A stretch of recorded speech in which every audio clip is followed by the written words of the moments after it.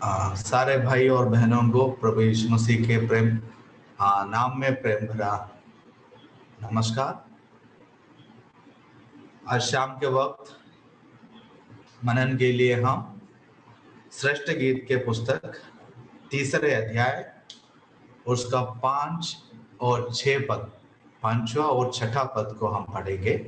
श्रेष्ठ गीत के पुस्तक तीसरे अध्याय 5 पद इस प्रकार है।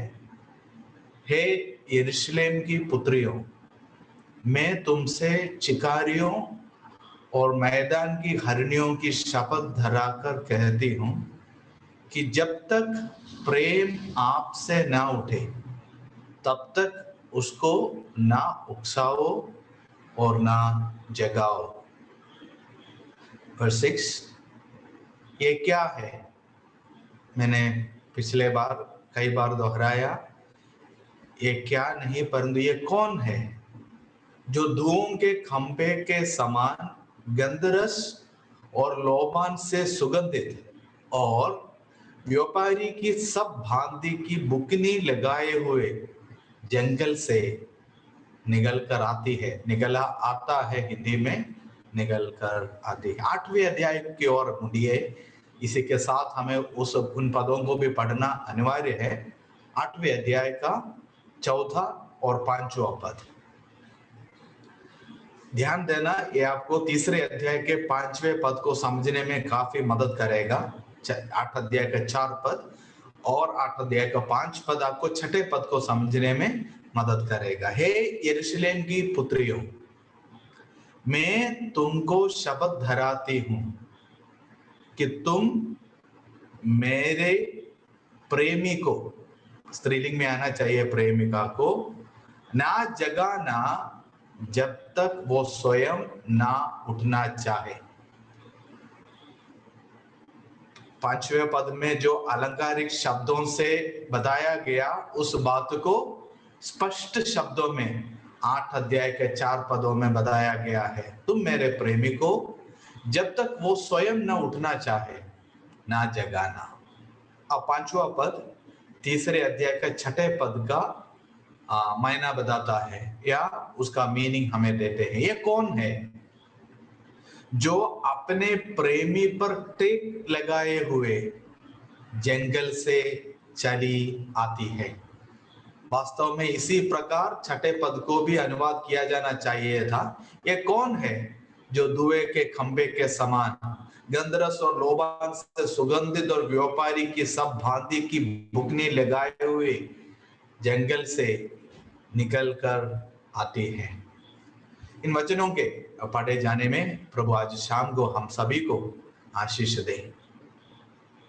जैसे आपको मालूम है, हम श्रेष्ठ गीत के 4 रातकालीन दृश्य पर मनन कर रहे हैं। शुरुआत में मैंने कहा था ये रात जो है वो वर्तमान स्थिति को, वर्तमान समय को नया नियम में दर्शाता है। रोमियों के पुस्तक में पौलुस बताता है कि रात बीत गई है और पर फटने पर है, इसलिए हम अंधकार के कामों को त्याग कर उजियाले के वस्त्र को पहन ले। तो रात जो है वर्तमान समय को और प्रभु यीशु मसीह को भोर के तारे के समान बताया गया है, जो भोर का तारा चौथे पहर पर निकलकर ठीक सूरज उगने से ठीक पहले चौथे पहर में अंध के समय निकलकर आता है। तो कलीसिया को उम्मीद प्रभु यीशु मसीह के आगमन पर है। और हमने देखा था मरकुस सुसमाचार में होना चाहिए 6 अध्याय में, जहां तक मेरा यादाश्त है, कि 4 बार वहां पर जागते रहने की बात को कहा गया है। 4 बार जागते रहो, जागते रहो, जागते रहो।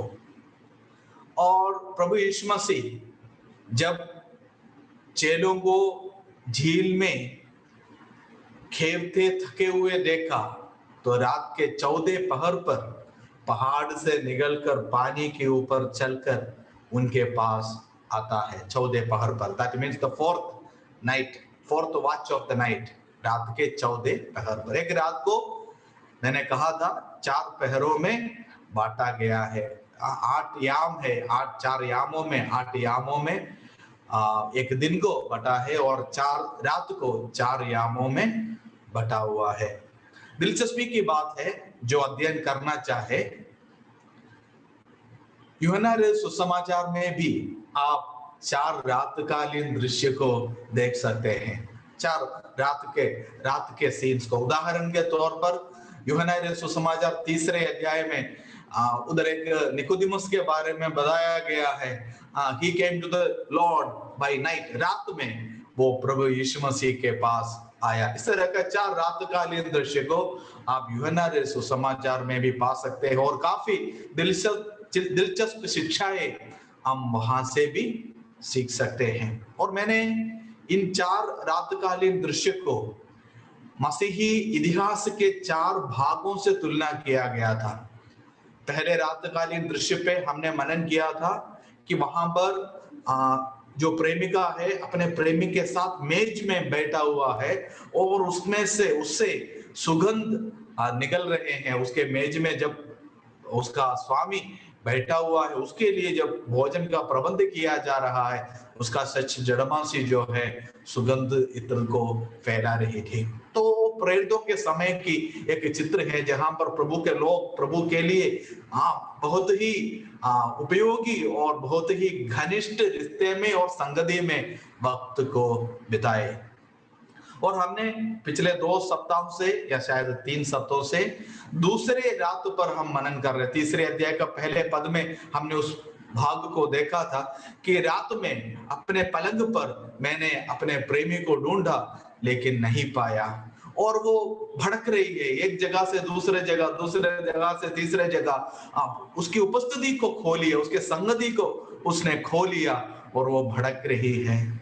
और हमें मालूम है मसीही इतिहास में 320 से एडी 320 से लेकर के करीब 1600 सदी तक, ईस्वी 1600 तक एक अंधकार के हालत से होकर मसीही कलीसिया गुजर गई। और हम उसमें रोमन कैथोलिक चर्च के आविर्भाव को, उनके उठने को, उनके प्रगति को हम देख सकते हैं। और सच्चाई डूबा हुआ और प्रभु के लोग प्रभु का वचन से वंचित रहकर संगति में संगति से वंचित रहकर हम पाते हैं।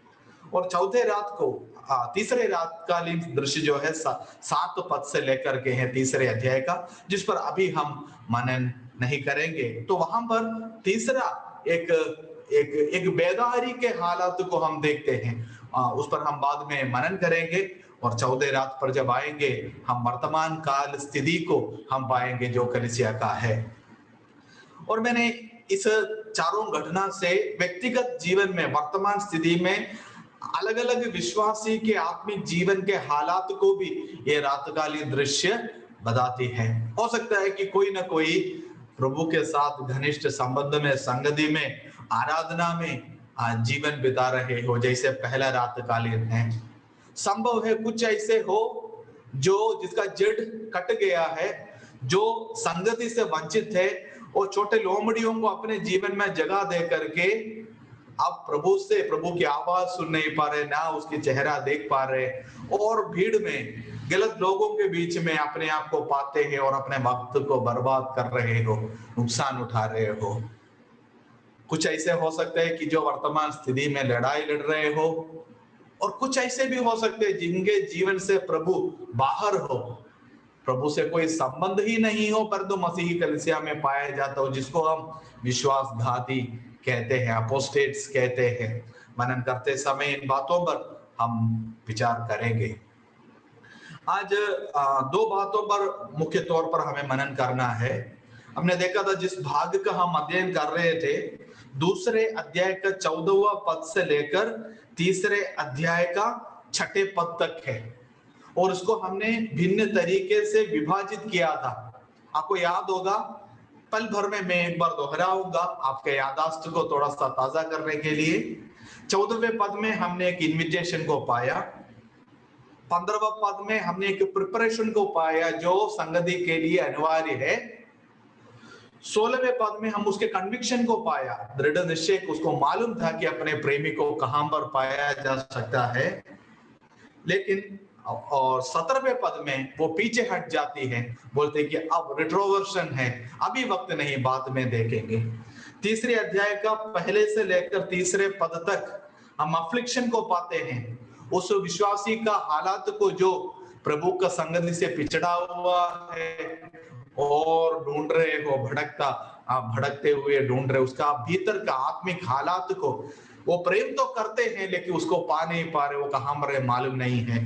और फिर शहर से और सांसारिक लोगों से निकलकर उसके बाहर जब चली जाती है, वो अपने प्रेमी को दोबारा पाते हैं। तो रिस्टोरेशन को हम वर्स 4 में हम पाते हैं, रिस्टोरेशन, पुनर्स्थापना, वो अपने स्वामी को, अपने प्रेमी को दोबारा पाती है और फिर उसको छोड़ते नहीं है। और मैंने कहा था कि स्पिरिचुअल रिस्टोरेशन कन्वर्शन के समान एक अनुभव है, मैंने कहा था। इसलिए उधर जन्म का अपने माता के बारे में और जन्म लेने वाले के संबंध में वहां पर 14वें पद में हम जिक्र को पा सकते हैं। तो आज हमारा मनन जो है 5वां और 6ठा पद पर है, और 5वें पद में हम द डिक्लेरेशन, हिज डिक्लेरेशन, प्रभु का या प्रेमी का जो डिक्लेरेशन को पाते हैं। वो कहता है, I charge you O ye daughters of Jerusalem, by the roes and by the hinds of the field, that ye stir not up nor awake my love till she please। जब तक उसे खुद पसंद ना हो तो उसको ना जगाना। 8 अध्याय का 4 पद में, जब तक मेरी प्रेमिका को खुद स्वयं ना उठना चाहे उसको ना जगाना। तो ये है डिक्लेरेशन, उस पर हम आएंगे। और 6ठे पद में एक डिस्क्रिप्शन है, एक विवरण को हम देखते हैं। ये विवरण उस व्यक्ति का है जो प्रभु के सन्निधि से बाहर आता है। और उधर जो बातें कर रहा है वर्स 6 में, बाहर के लोग हैं, प्रेमी बात नहीं कर रहा, ना प्रेमिका बात कर रही है, परंतु कुछ लोग, बाहर के लोग इसे देखकर बता रहे हैं कि ये कौन है, ये कौन है। और इसी बात को 8 अध्याय का 5वें पद पर भी हम देखते हैं। लोग वाच कर रहे, और जब लोग देखते हैं कि विश्वासी को जो प्रभु के साथ संगति में वक्त बिताता है, बिताती हो, पुरुष हो स्त्री हो, उसे देखकर लोग पहचान सकते हैं। और वो पहचान किन बातों में, क्या क्या बातें लोग पाते हैं, उस पर हम थोड़ा सा मनन करेंगे। लेकिन उससे पहले, पिछले बुधवार को जब बाइबल अध्ययन में मैंने बातें की, तो मैंने फल पाने के संबंध में यूहन्ना रे सुसमाचार 15वें अध्याय को उस भाग से तुलना किया था। और जिन भाइयों ने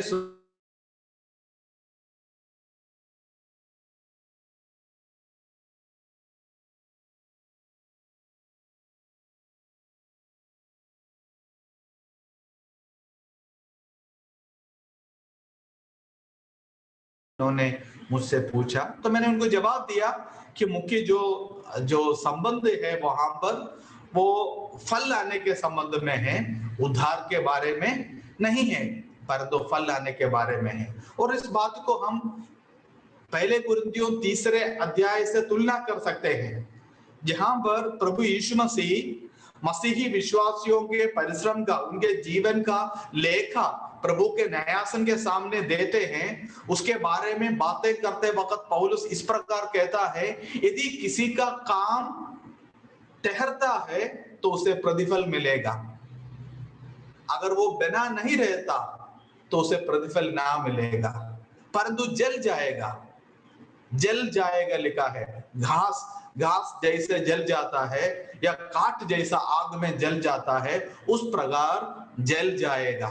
परंतु हमें मालूम है, विश्वास उद्धार को खोने के संबंध में नहीं, परंतु विश्वासियों के जीवन का, हमारे परिश्रम का जो फल वर्तमान काल में हम प्रभु के लिए लाते हैं, उन फलों का जब लेखा होगा, उन जिन कामों का जो हम अभी करते हैं जब लेखा होगा, तब वो जल जाएगा, बाहर जला दिया जाता है। और इसी को हम इब्रानियों के पुस्तक में भी हल्का सा इसका झलक को पा सकते हैं। वहां पर कुछ लोगों के बारे में बताया गया है जिन्हें बाहर फेंक दिया जाता है और जलाया जाता है। तो उस वक्त मैंने एक बात पर थोड़ा सा मैंने भाई से बात किया था। वो ये था 14वें पद में, दूसरे अध्याय का 14वां पद में मैं एक बार थोड़ी देर के लिए आपका ध्यान को आकर्षित करना चाहता हूं। वो 14वां पद में इस प्रकार लिखा है कि उसका दूसरा भाग, क्योंकि तेरा बोल मीठा और तेरा मुख अति सुंदर है। ये प्रभु का ऐलान है, प्रभु का कहना है। जब प्रभु अपने लोग या स्वामी अपने प्रेमिका को अपने पास बुला रहा है, वो चाहता है कि उसकी आवाज सुने, उसके चेहरे को देखे और उसको सांत्वना देने के लिए वो कह रहा है कि मैं तुझे पसंद करता हूं, क्योंकि तेरी आवाज जैसे भी हो वो मुझे पसंद है, वो मीठा है, और तेरा चेहरा तू जैसे है वो बहुत सुंदर है। हमारे आत्मिक जीवन को जब हम थोड़ा सा आंक ले, थोड़ा सा उसको तोल दे, क्या प्रभु सच में कह सकता है कि हमारे चरित्र को देखकर तू सुंदर है, और हमारे बातचीत को, हमारी बोली को सुन करके वो मीठा है? शायद कईयों का जीवन हो सकता है कि आकार बहुत बिगड़ा हुआ हो, धब्बे लगे हुए हो, गंदगी लगे हुए, गैले मैले चितड़ों के समान हो, जो पाप में बसा हो। तो क्या फिर प्रभु कैसे सुंदर कह सकता है? तेरा चेहरा सुंदर है और तेरा मुख मीठा है। तो इसमें एक बात हमें समझना अनिवार्य है, एक इंपॉर्टेंट डॉक्ट्रिनल सैद्धांतिक सच्चाई है। हमारा स्टेट, हमारा स्थिति और हमारे जो पद, इन दोनों के अंतर को हमें समझना अनिवार्य है। कुलुस्सियों के पुस्तक में दूसरे अध्याय में इस प्रकार लिखा है, you are complete in him who is the head of all things. जो सब बातों के सिर है, उसमें तुम परिपूर्ण हो, उसमें तुम सर्वसिद्ध हो। तुम्हारे साथ और कुछ भी किए जाने का, जोड़े जाने की आवश्यकता नहीं है। जब परमेश्वर प्रभु यीशु मसीह में होकर के हमें देखते हैं, हम एक कंप्लीटेड वर्क है, पूर्ण किया गया है, और मसीह के साथ हमें स्वर्गीय स्थानों में बिठाया गया है, महिमित है और हमें बिठाया गया है। वो हमारा स्थिति में प्रभु ने जो स्टेटस हमें दिया है, प्रभु यीशु मसीह में परमेश्वर ने दिया है, जिसमें परमेश्वर हमें सिद्ध होकर पाते हैं। पवित्र लोग हम हैं। कुरिन्थ के विश्वासियों को पौलुस पुकारते हैं, कुरिन्थ के पवित्र लोगों के नाम पवित्र है। कैसे पवित्र है? प्रभु यीशु मसीह के लहू से हमें शुद्ध किया गया और हमें संत ठहराए, पवित्र ठहराया गया है। और अब उम्मीद यह है और प्रभु ये आशा रखता है और ये आह्वान करता है कि जैसा हम पवित्र किए गए हैं, वैसे पवित्रताई में हम अपने जीवन को बिताए। तो प्रैक्टिकल एक्सपीरियंस में हमारे स्थिति के जो स्टेटस प्रभु ने हमें दिया है, उसके मुताबिक हमारा चाल चलन भी हो, ये प्रभु उम्मीद रखता है। ये नहीं कि पवित्र जब हम अपने आप में होते जाएंगे तो अंत में प्रभु हमें पवित्र ठहराएगा, बिल्कुल भी नहीं है। ठीक विपरीत है। जबकि प्रभु ने हमें अपना संतान बनाया है, अभी हमें उसके संतान के स्वरूप जीवन बिताना है। जबकि उसने हमें ज्योति ठहराया है, हमें ज्योति में चलना अनिवार्य, ज्योति के संतान के समान चलना अनिवार्य है। तो प्रभु जब हमें देखते हैं, हमें कोई त्रुटि या कमी पाता नहीं है। इसको हम गिनती के पुस्तक में, यदि मेरा ख्याल से 23वें अध्याय में होना चाहिए, गिनती के पुस्तक में, जहां पर बिलाम जो है बालाक से इस्राएल के विषय में भविष्यवाणी करता है। मरुभूमि में है यहूदी लोग, जिन्हें प्रभु ने मिस्र में से निकाल कर लाया, मरुभूमि में लाया, और मरुभूमि में उन लोगों को श्राप देने के लिए बालाक बिलाम को बुलाता है।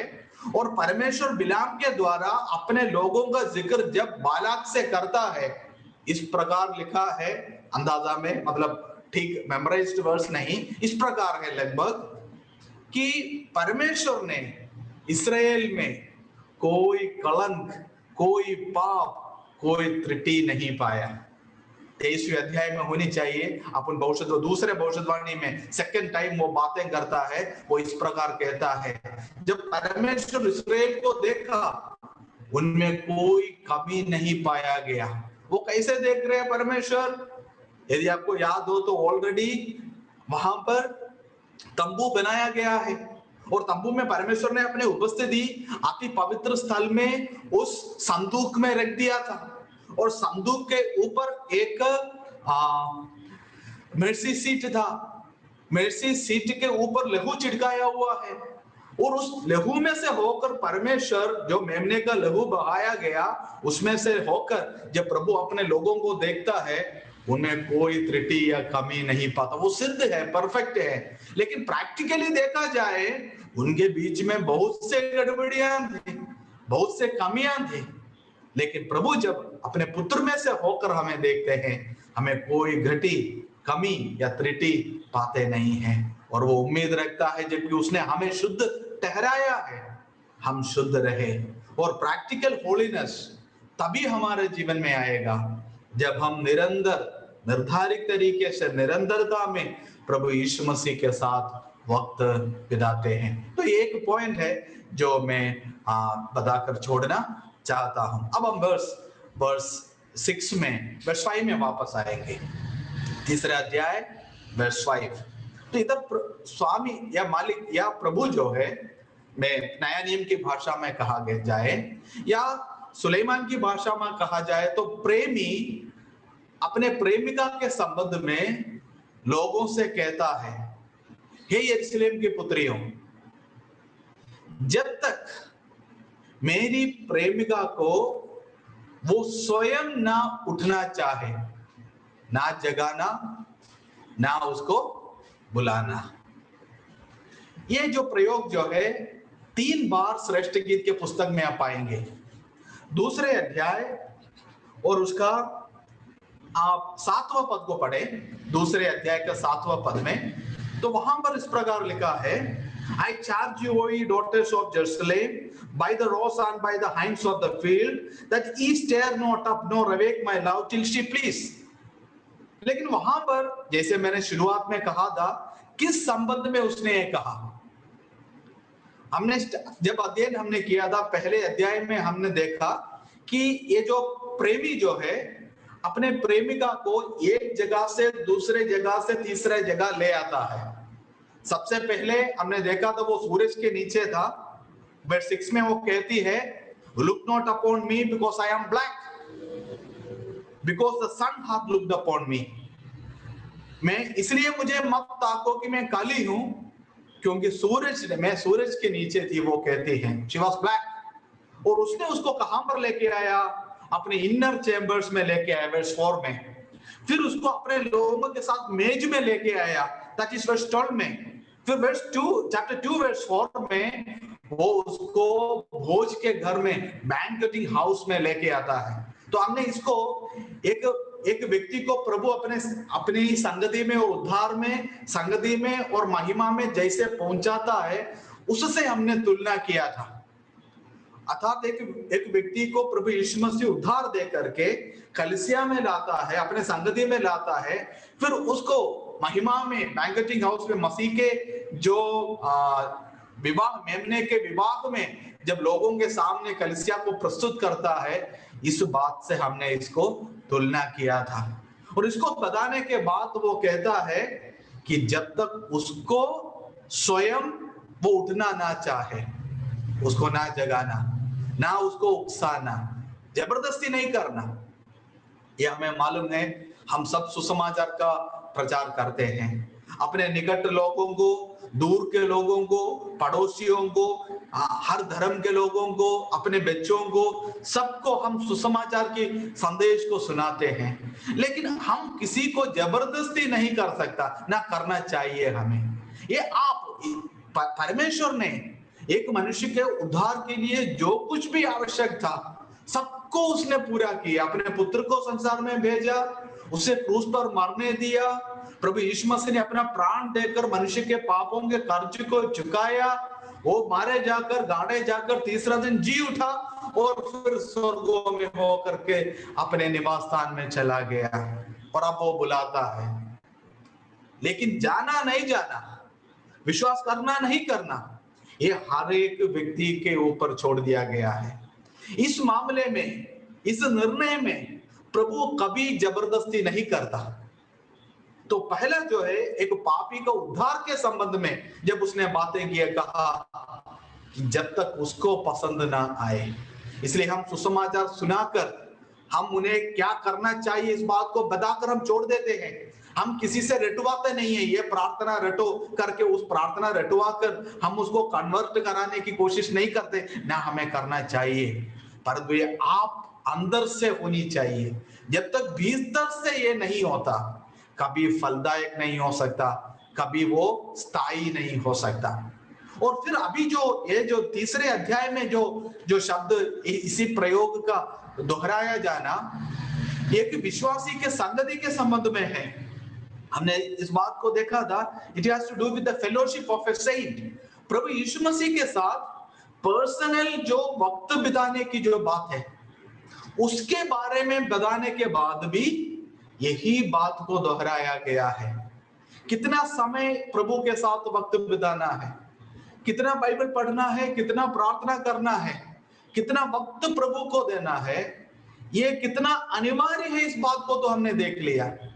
लेकिन प्रभु किसी को जबरदस्ती इस बात को करवाता नहीं है, ना करवा सकता है। हम दबाव डाल करके, आप तुम बाइबल क्यों नहीं पढ़ती, तुम प्रार्थना क्यों नहीं करती, तू कलीसिया में क्यों नहीं जाती, विश्वासियों के संगत, ये सब हम बोल तो सकते। दबाव से जो किया जाता है वो कभी भी फलदायक और स्थायी नहीं हो सकता, क्योंकि जैसे ये दबाव हट जाएगा वो अपने पसंद की बातों में लग जाएंगे लोग। और अनेक मसीही विश्वासियों के आत्मिक जीवन में प्रगति ना होने का मुख्य कारण यह है कि व्यक्तिगत तौर पर उनका पर्सनल प्राइवेट लाइफ में जो डिवोशन होनी चाहिए प्रभु के साथ, उसमें कमी पाया जाता है। ये अफसोस की बात है। मैंने ये देखा है, एक विश्वासी उद्धार पा लिया, बपतिस्मा ले लिया, रोटी तोड़ते हैं, बस इतने में सीमित रहते हैं। लेकिन मैं समझता हूं ये तो नींव की बुनियादी बातें हैं। इससे हमें तरक्की पाने के लिए बहुत सी बातें हैं, ऊंचे पर जाने के लिए, पड़ाव को चढ़ने के लिए बहुत बातें हैं। और हमारा जो लक्ष्य जो है वो प्रभु यीशु मसीह है। प्रभु यीशु मसीह के ज्ञान और पहचान में बढ़ते जाना है। जब तक हम मसीह के उस स्तर तक ना पहुंचे, वो है जो मापदंड। और वो किस बात पर है? जो प्रगति कैरेक्टर पर है, चरित्र पर है। और इसकी सीमा प्रभु यीशु मसीह स्वयं है। यदि भक्ति का हो, यदि आज्ञाकारिता का हो, यदि सेवकाई का हो, इन सभी बातों में जो मापदंड है वो प्रभु यीशु मसीह स्वयं है। और जब तक प्रभु ना आए हम वहां तक पहुंच नहीं पाएंगे, कोशिश जारी रहते हैं। इसलिए प्रतिदिन इस बात को जीवन में करना अनिवार्य है। पुराने समय के लोग प्रतिदिन या उनके जीवन के प्रतिदिन की बातों को देख करके प्रभु की इच्छा को ढूंढते थे कि परमेश्वर की इच्छा क्या है, और उसके लिए वे करते क्या थे? वे लोग प्रार्थना के साथ परमेश्वर के वचन को पढ़ते थे। कुछ ऐसी बातें हैं प्रभु की इच्छा को जानने के लिए जिसे हमें प्रतिदिन मनन करने की आवश्यकता नहीं है, परंतु सैद्धांतिक तौर पर हर एक व्यक्ति के लिए एक समान है, हर विश्वासी के लिए एक समान है। लेकिन जो प्रैक्टिकल लाइफ में, डेली लाइफ में हर व्यक्ति के साथ प्रभु की इच्छा जो है वो अलग अलग होते हैं, अलग अलग मामले होते हैं। कुछ ऐसी बातें हैं जिसमें एक के लिए दूसरा डिक्टेट नहीं कर सकता, परंतु जैसे प्रभु के साथ वक्त बिताते हैं, वचन पढ़ते हैं, प्रभु बातें करते हैं। लास्ट टाइम कब है जब प्रभु ने आपसे आपके व्यवहारिक जीवन के संबंध में बात किया हो? लास्ट टाइम कब है जब आप बाइबल पढ़ते रहे प्रार्थना सहित और प्रभु ने आपसे बातें किया हो? ये फैमिली प्रेयर में नहीं होता। कई बार है बाइबल स्टडीज में, जैसे आज का हो रहा है जो कलीसिया की संगति में, कलीसिया के कई बार ये नहीं होता, परंतु इसके लिए मरियम और मरियम मगदलीनी के समान शायद होना पड़ेगा आपको याद है, दो चेले पतरस और यूहन्ना दौड़कर उस गुफा में गए जहां पर प्रभु को दफनाया गया था, और वे पहुंच गए और उन्होंने कपड़े को देखा और लिखा है कि आश्चर्यचकित होकर के वे मुड़कर अपने घर को चले गए। उन्होंने और कुछ नहीं देखा, खाली कपड़ों को देखा और क्या हुआ सोचकर उन्हें पता नहीं चला क्या हुआ, वापस चले गए। लेकिन मरियम वो दोबारा उसका, पहले तो वो अंदर नहीं गई थी, चेले पतरस और यूहन्ना जाने के बाद वो अंदर को जाती है और अंदर जा करके लिखा है वो रोती है। Standing there she is weeping, वो रो रही है, खड़े होकर के वो रो रही है, वो जा नहीं रही है। तब उसने दो स्वर्गदूतों को देखा। वही जगह पर पतरस और यूहन्ना गए और कुछ नहीं देखा, चले गए अपने घर को, उनके पास वक्त नहीं था वहां पर रुकने का। लेकिन मरियम वहीं रुकी रही और वो रोती रही और उसने दो स्वर्गदूतों को देखा और उसके अलावा उनकी आवाज को सुना। फिर उसने प्रभु को पाया पहली बार, first person to see the Lord after resurrection. यही होता है वचन के साथ मेरे भाइयों और बहनों। आपने कई बार सोचा है कि ये जो बातें, कुछ भाई लोग जब हमसे बातें करते हैं, अरे ये तो हमने कई बार पढ़ा है लेकिन हमें तो कभी ये नहीं समझा, हमने कभी ये देखा नहीं, हमने सुना नहीं, ये इधर था क्या ये बातें? कई बार लोग पूछते हैं। ये क्यों होता है? क्योंकि डिवोशन नहीं होता, प्रभु से, प्रभु के उपस्थिति में रहकर उसकी आवाज सुनने की क्षमता, उसकी धीरज को नहीं रखता। जिसकी वजह से होता क्या है, हमारा एसोसिएशन उन लोगों से होंगे जो अविश्वासी है और उनकी बातें, उनके सोच और उनके विचार हमारे लाइफ को इन्फ्लुएंस करते हैं। और आज सबसे ज्यादा मोबाइल हमारा टाइम को खींच लेते हैं और इंटरनेट हमारा वक्त को बर्बाद कर लेते हैं और नतीजा हमारा आत्मिक जीवन जो है वो सूखता चला जाता है। प्रभु चाहता है कि हम उसके साथ वक्त में, ये अनिवार्य है मेरे भाइयों और बहनों कि जो सीमित समय संसार में हमारा है, प्रभु की इच्छा में हम जीवन बिताना चाहे। यदि आपका लाइफ मोल्ड हो जाए, यदि आपका लाइफ एक सच्चा मसीही का जीवन सा होना चाहते हैं, तो आपको प्रतिदिन जैसे आप एक प्रिय जन से बातें करता है, प्रभु की ओर से वचन से सुनना पड़ेगा। और जब आप सुनोगे किसी बात के लिए प्रार्थना के साथ, जब आप बाइबल पढ़ेंगे, वर्ड्स स्टैंड आउट होगा, पदें जो है आपको लगेगा कि ये आपसे बातें कर रहे वो पद, और आपका वर्तमान स्थिति को, जो जिन बातों पर डिसीजन लेना है आपको, कि हो सकता है कि किस तरह का कपड़ा खरीदना हो, या किस तरीके के लोगों के साथ मिलना हो, या कौन सा नौकरी लेना हो, इन सारी बातों में, कि किस जगह पर जाना हो या नहीं जाना, इन बातों में ये मैं डिक्टेट नहीं कर सकता। लेकिन यदि आप प्रभु के साथ वक्त बिताता है और प्रार्थना के साथ आप बाइबल पढ़ते रहेंगे, आप उस धीमी आवाज को सुन पाएंगे जो आपकी आत्मा से बातें करता है। पुराना समय में जिनको हम भक्त जन कहते हैं, उनके लाइफ में इस बात को आप पाएंगे। वे घंटों तक सुबह सुबह वो भोर होने से पहले उठते थे और घंटों तक प्रभु के साथ वक्त बिताते थे। अफसोस की बात है, जैसे दाऊद कहता है 12वां भजन में, जहां तक मुझे याद है, वो कहता है, अलास गॉडली मैन पेरिशेस, भक्त नहीं रहे। भक्त विश्वासी तो बहुत है, लेकिन किसी को हम भक्त कहें, वो भक्तों के गिनती ना के बराबर या हाथों के उंगली में हम गिनने के बराबर होते जाते हैं। लेकिन देख लीजिए, यदि हम करते हैं, आप अंदर से भीतर से यदि उठता है, तो इसका नतीजा हम अपने जीवन में पाएंगे। प्रभु का भी जबरदस्ती इस बात को, फेलोशिप, संगति हमसे करवाता नहीं है। और तीसरा जो रेफरेंस है इसका, 8 अध्याय का 4 पद में हम पढ़ते हैं, वहां पर पापियों के उद्धार के संबंध में नहीं, या पवित्र लोगों के संगति के संबंध, प्रभु के साथ के संगति के संबंध में नहीं, परंतु सेवकों के सेवकाई के संबंध में है। 7 अध्याय का पहले पद में एक जिक्र है। 7 अध्याय से लेकर के जब आप आगे को पढ़ेंगे तो पूरा सेवकाई के संबंध में आप बात पाएंगे। इस प्रकार लिखा है, how beautiful are thy feet with shoes O princess daughter, how beautiful are thy feet with shoes, तेरे पांव जूतों में कितना सुंदर है। जूते पहने हुए इस स्त्री को वो देखता है और उसके जूते के संबंध में बातें करता है। आगे वर्ष 11 में जब आएंगे, 11 और 12 में, वहां पर फील्ड के बारे में आप बात पाएंगे, खेत के बारे में, विनेयार्ड के बारे में, उधर फलों के संबंध में आप बातें पाएंगे। और 8 अध्याय में फिर बताता है कि हे यरूशलेम की पुत्रियों,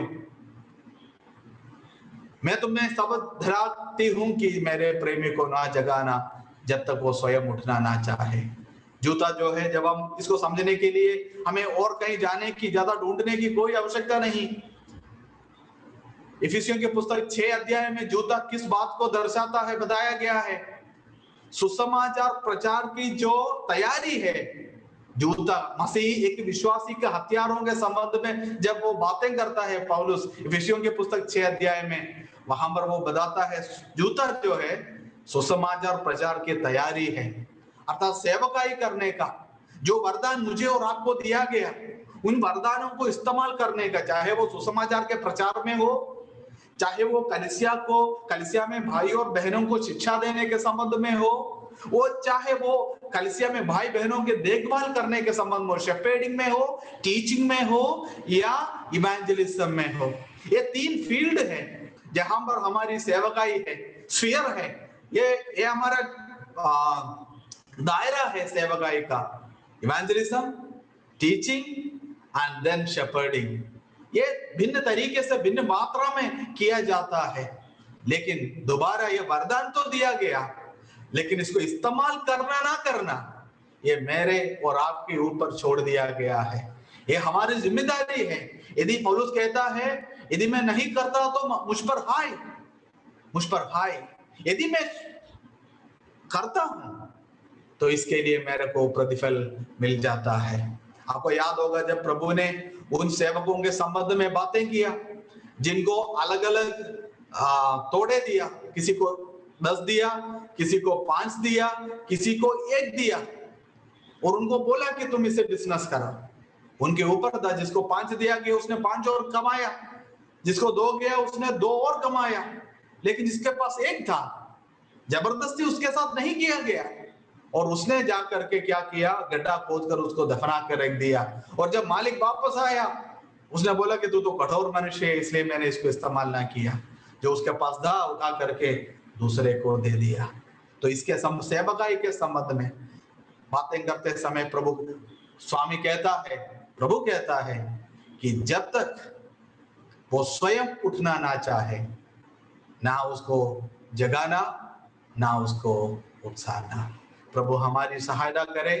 मसीही जीवन जबरदस्ती नहीं है, दबाव से नहीं है, परंतु प्रेम से किया जाता है। तो ये तीनों स्फीयर में, तीनों क्षेत्र में किसी प्रकार का दबाव डाला नहीं जाता। सिखाया जा सकता है, समझाया जा सकता है, प्रोत्साहन दिया जा सकता है, लेकिन जबरदस्ती किया जाना नहीं चाहिए, ना होता है, ना प्रभु करता है, ना प्रभु के लोगों को करने की आवश्यकता है। अब हम वापस 6ठे पद पर आएंगे। हमारे पास 15 मिनट है। इन 15 मिनटों में हम इस भाग को समझने की कोशिश करेंगे। और जैसे मैंने कहा, एक डिस्क्रिप्शन है। कौन बात कर रहा है? ये लोग बातें कर रहे हैं, बाहर के लोग, आउटसाइडर्स है, स्ट्रेंजर्स है, स्पीकर्स जो है। और वे लोग इस स्त्री को जब देख रहा है, वो बातें करते हैं, ये कौन है जो धुएं के खंभों के समान जंगल से निकला आता है? जंगल से इंग्लिश में इस प्रकार है, cometh out of the wilderness. Wilderness हमें आपको मालूम है, मरुभूमि में, मरुभूमि, विल्डरनेस। इधर जो पिक्चर है इस्राएल का है। आपको याद है मिस्र में से जब प्रभु ने अपने लोगों को बुलाकर अलग किया, उसने उन्हें जंगल में लाया। जंगल मतलब जिस तरह हम पेड़ पौधों के जो जंगल देखते हैं उस तरह नहीं, परंतु मरुभूमि में, रेगिस्तान में लाया। जंगल में थे वे लोग। 40 साल इस्राएली लोग जंगल में रहे। और जब आप किसी पहाड़ के ऊपर से इस्राएल के उन तंबुओं को देखेंगे, आप अलग अलग जगह पर धुएं के खंभों को देख सकते। एक खंभा नहीं है, हिंदी में इस प्रकार है, धुएं के खंभे, धुएं के खंभों के समान इंग्लिश में प्लूरल में है like pillars of smoke, pillars, not a pillar singular but pillars of smoke, खंभों के समान। तो जब हम आप कल्पना करें, इस्राएली लोग मरुभूमि में डेरे किया है, डेरा बांधा है उन्होंने, उनके बीच में परमेश्वर का तंबू है या टैबरनाकल है, और टैबरनाकल के चारों तरफ वे लोग अपने तंबू को डाले हैं। और उसको आप दूर से पहाड़ पर, जैसे बिलाम ने पहाड़ से, मोआब के पहाड़ से उन्हें देखा, और आप देखोगे भिन्न जगह पर आप खंभों को देख सकते हैं। और एक विश्वासी जो प्रभु के संगति में चलते हैं, उनके जीवन में भी इस तरीके के खंभों को, निशानों को आप पाएंगे जो प्रभु के साथ संगति बिताने वालों में अवश्य होता है, जरूर होता है। आप देखें, इसराइल के तंबू को देखें, उनके तंबुओं को देखें, तो पहला जो दुआ आप कहां से देखेंगे? आप एक जगह के बारे में पढ़ेंगे, मेरे पास वक्त नहीं उस भाग को उठाने के लिए, आप लेवियों की पुस्तक पढ़ना चाहिए। वहां पर छावनी के बाहर पाप बलि को और दोष बलि को जलाया जाता था। आपको मालूम है 5 बलिदान होते थे। लेवी व्यवस्था 1 से लेकर के 5 अध्यायों में इन 5 बलिदानों के संबंध में बताया गया है। होम बलि है, दूसरा अध्याय में अन्न बलि है, तीसरा अध्याय में मेल बलि है, 14वें अध्याय में पाप बलि है, और 5वें अध्याय में दोष बलि है।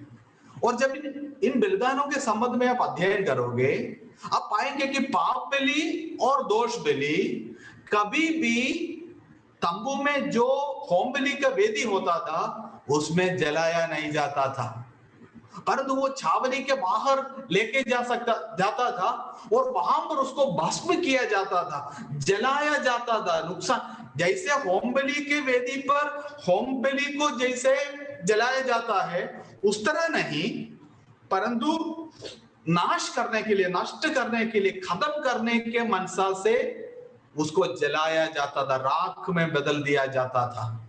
और वो एक शुद्ध स्थान बताया गया है छावनी के बाहर।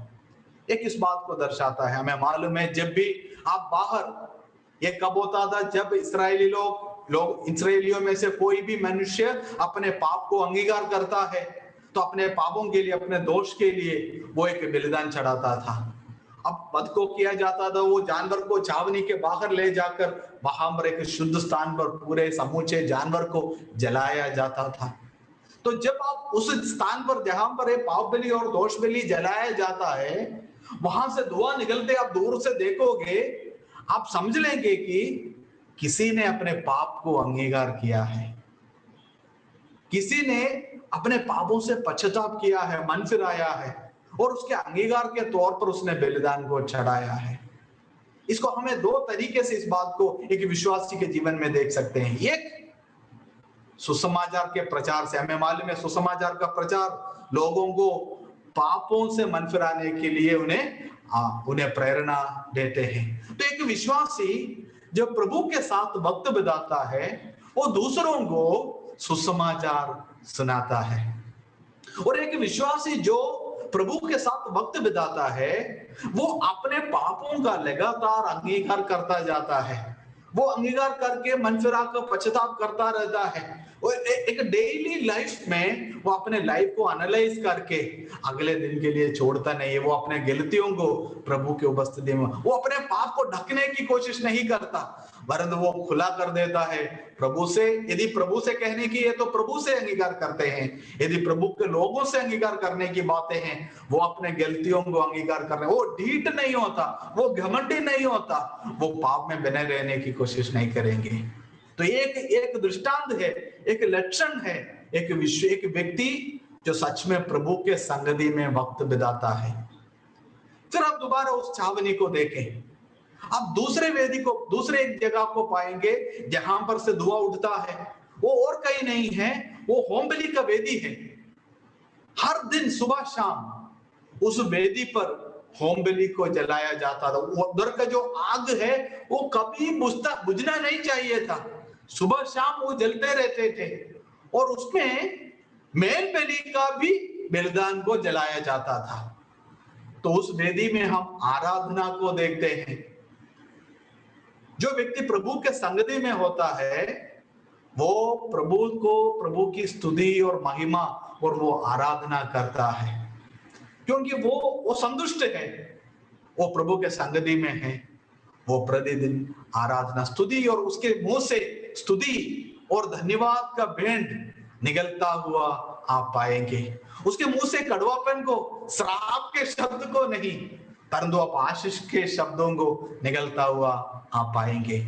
और तीसरा, जल्दी मैं निकल रहा हूं, तीसरा, जैसे आप ऊपर से देखोगे, आप उस तंबू में खास तौर पे जो टैबरनाकल है, तीसरे एक जगह से दो दुओं को देखेंगे जो पवित्र स्थल है। वहां पर एक दीवट होता था और एक धूपदान भी होते थे।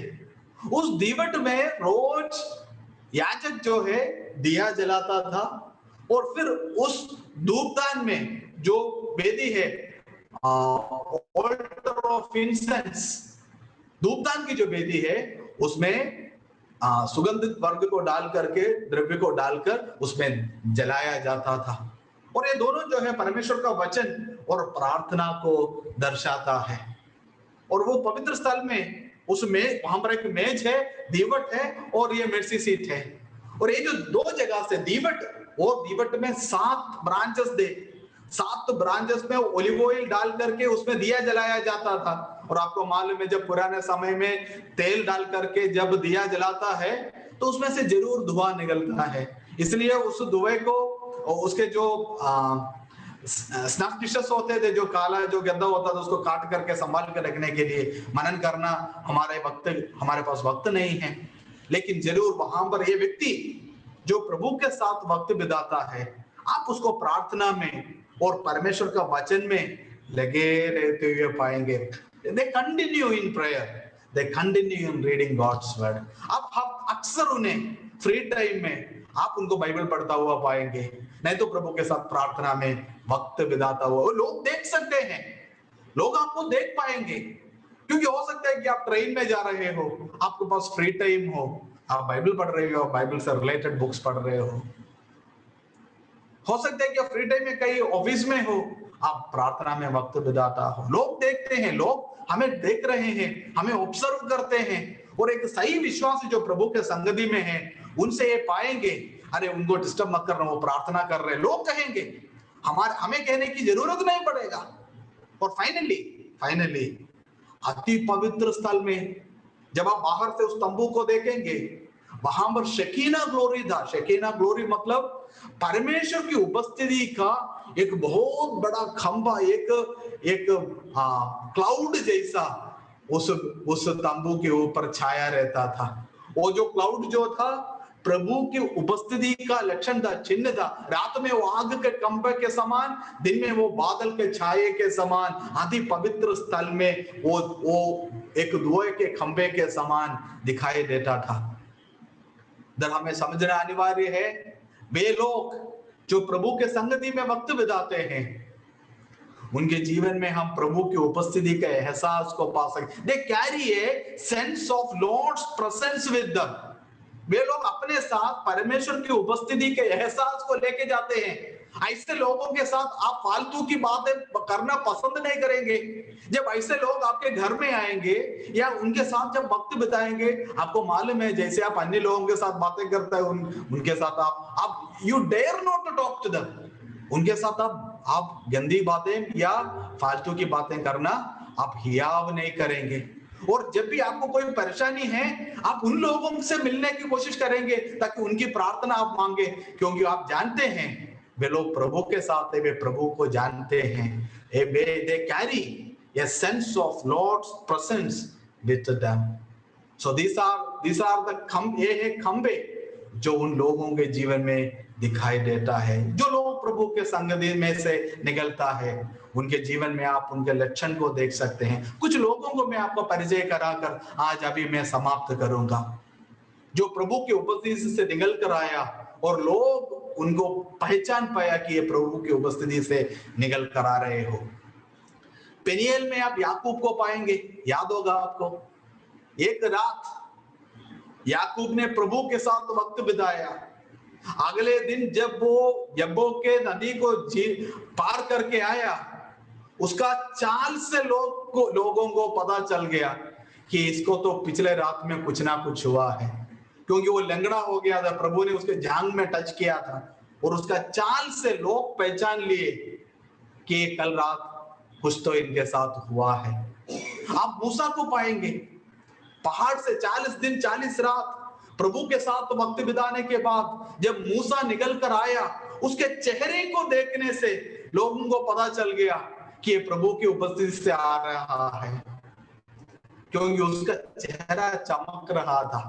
आप चेहरे को देख के पहचान सकते लोगों को। मैं आपको कह सकता हूं, एक विश्वासी को, जो विशेषकर जो एक भक्त है, वो प्रभु के साथ वक्त बिताता हो, कई बार आप उनके चेहरे को देखने से आपको पता चल जाएगा कि ये कैसा लोग है। और फिर तो चेलों को आप पाएंगे, उनके हियाव को देखकर 4 अध्याय में वे पूछने लगे कि ये तो अनपढ़ लोग हैं, इनके पास ये ऐसी बातें कहां से इनको मिला। 4 अध्याय में प्रेरितों के काम में उनके हियाव को देख करके लोग कहने लगे, ये तो यीशु के साथ रहे हैं, उनका हियाव को देखकर। और फिर पतरस की बोली को सुनकर लोगों ने कहा, ये भी तो, तुम भी तो उसके चेले हैं, क्योंकि तो तेरी बोली जो है तुम्हें प्रकट करता है। तो हमारा बोली, हमारा चाल चलन, हमारा चेहरा और हमारा कैरेक्टर, हमारे हियाव, ऐसी सारी बातें हैं, ऐसी कई बातें हैं जो प्रकट करेंगे सच में हम प्रभु की उपस्थिति को जानते हैं, प्रभु के संगति में वक्त बिताने वाले हैं या नहीं है। लोग हमें देख रहे हैं, वे क्या हमारे जीवन से लोग इन खंभों को देख पाते हैं जिसका जिक्र हम मरुभूमि में इस्राएल के तंबुओं के बीच में से हमने देखा है, पाया है।